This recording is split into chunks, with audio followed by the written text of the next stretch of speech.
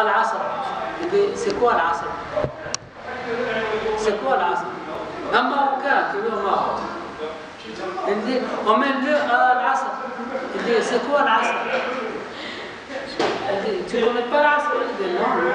Il dit, ah, emmène-le à 4 heures.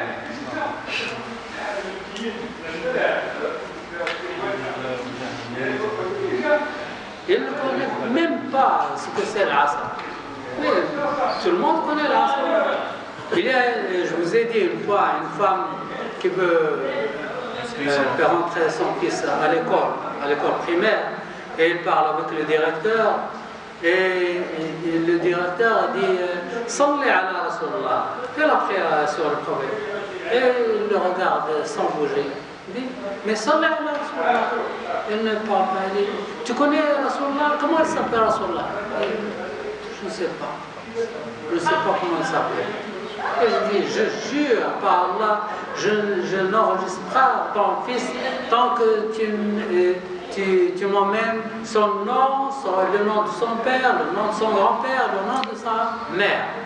Alors la femme est sortie, elle fait un tour, elle a demandé les gens, et elle est revenue, elle dit, il est Mohamed, il est Allah, Talib, sa mère est Amina. Il dit, maintenant je n'enregistre pas. Une femme qui a des enfants et qu'on ne connaît pas, même pas le nom du prophète. Elle est musulmane dans une société musulmane. Alors, propager l'athéisme et la mauvaise littérature. Il y a tous ces programmes qui existent, comme les différents prix. Les prix de littérature que vous connaissez, les prix Nobel, les prix Goncourt, tout ça, ainsi de suite. Ça fait partie de ça. Aucun musulman n'aura le prix Nobel. Impossible.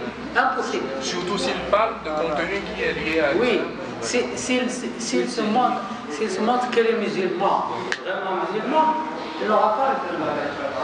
Najib Mahfoud a eu le prix Nobel parce qu'il a écrit des choses, il va avec le courant. Il va avec ce courant. Le prix Nobel de 2011, c'est pas une musulmane, c'est 2011. Parce qu'à la presse, on lui a demandé parce qu'elle s'est habillée avec... Le truc, c'est le contenu du livre. Oui. Le contenu du livre n'a rien à voir avec l'islam. S'il parle de l'islam, en faveur de l'islam, il n'aura pas de prix. Impossible d'avoir. Parce que qui donne les prix Nobel? Ce sont les juifs. Oui. Alors, il faut avoir des idées anti-islamiques pour avoir. Tout à l'heure, on a vu l'Égypte dans le droit de l'homme. Elle est là derrière, 110e sur 130. Vous vous rappelez tout à l'heure? Et on a proposé Sisi pour prix Nobel.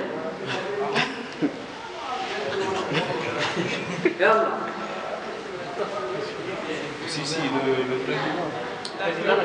le président qui tue les gens. Il a construit 26 prisons en 6 ans. En 6 ans, il a construit 26 prisons. Et les prisons sont pleines de gens. Il y a des milliers de gens entassés dans les prisons.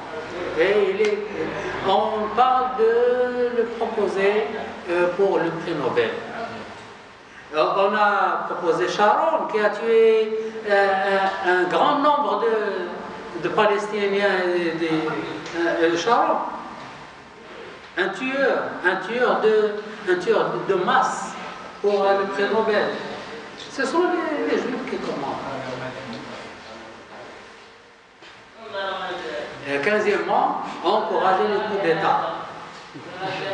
Encourager les coups d'État. Ça c'est vrai, surtout ici, surtout en Afrique. Oui, surtout on encourage, on donne les armes. En Afrique, on commande pour une journée. On est président, aujourd'hui on est président, demain c'est un autre président. En Mauritanie, il y a le roi Abdallah qui est mort en Arabie Saoudite.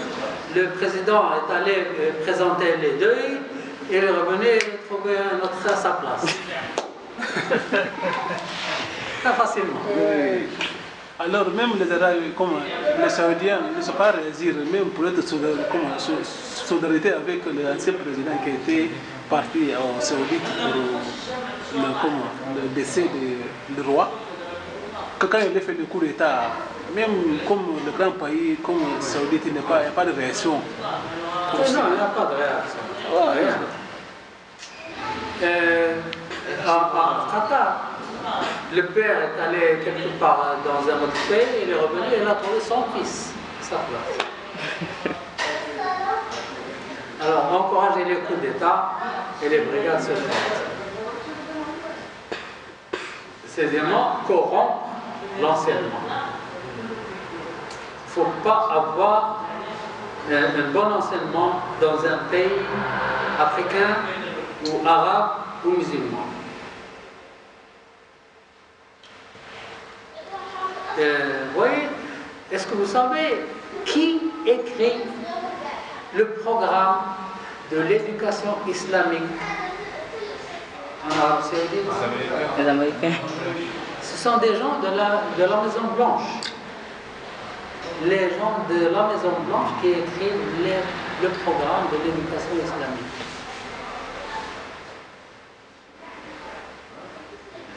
L'Arabie Saoudite, c'est le capital du monde islamique.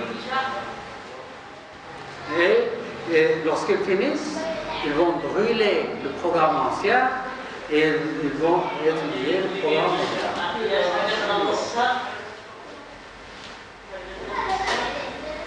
Ici au Maroc même, on commence, voilà le système belge. 2 ans, 3 ans, ça ne marche pas. Système canadien. 2 ans, 3 ans, ça ne marche pas. Système français. Système... L'année prochaine, ils vont changer le système d'enseignement aussi à la fac. Ce sera le système canadien maintenant. Oui, change tout le temps. Et l'objectif, ne pas changer, mais ne pas être stable et vider le contenu. Vider le contenu.